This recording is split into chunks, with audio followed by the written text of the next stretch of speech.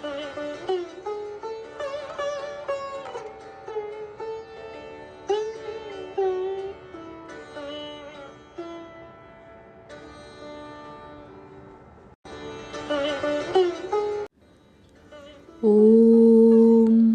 यथाग्निर्दाहिका शक्ति रामकृष्णे स्थिता हिया सर्वविद्यास्वरूपां तां शारदां প্রণমাম্যহম।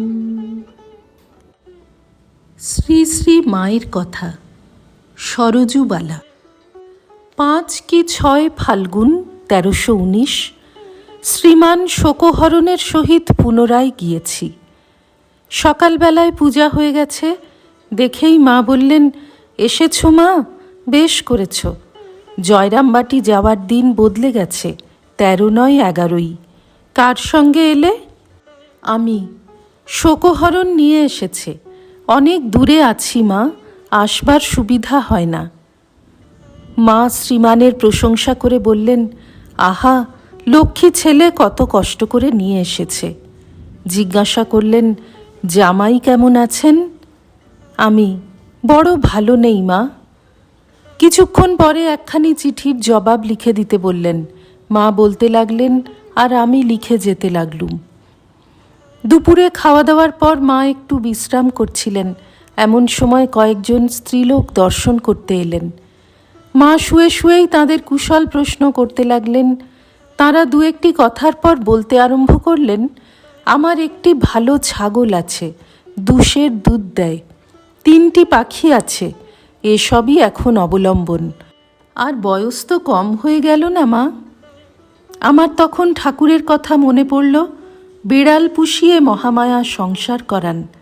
শ্রী শ্রীমা হাঁ হাঁ করে যেতে লাগলেন।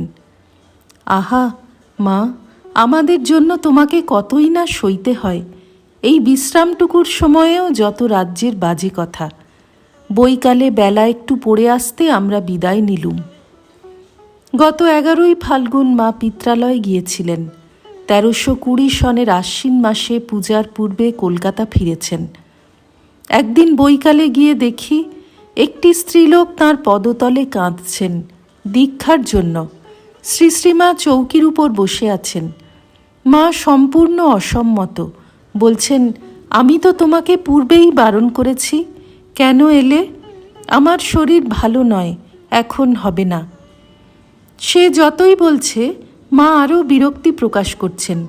তোমাদের আর কি, তোমরা তো মন্ত্রটি নিয়ে গেলে, তারপর?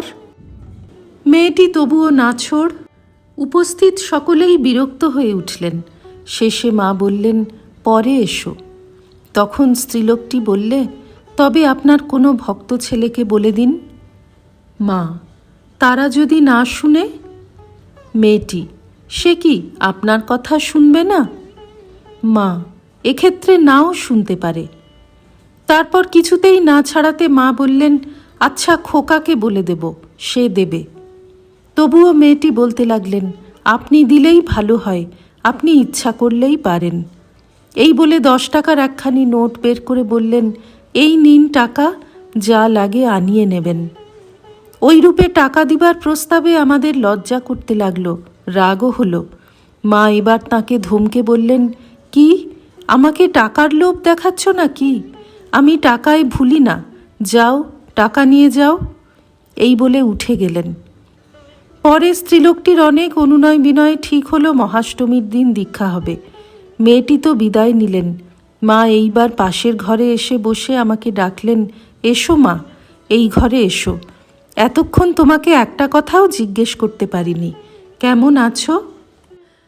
বেলা শেষ হয়ে এসেছে। পূজার সময় বলে অনেক স্ত্রীলোক কাপড়, মিষ্টি ইত্যাদি নিয়ে এসেছেন। মা হাসি মুখে তাঁদের কথার উত্তর দিচ্ছেন। শ্রী রামকৃষ্ণার্পণমস্তু।